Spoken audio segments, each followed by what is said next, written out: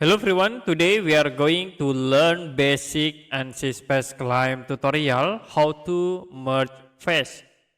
So you can create new design and I will draw rectangle. Use Bool tools to convert into 3D. Now I will split face in the top here. You can go to design, click split and I will select the top face. You can click again to create four face in this top face. The next, if you want to merge between these two faces, you can go to the repair tools and then click merge face. You can select this face, press Ctrl button, hold, and then you can select another face.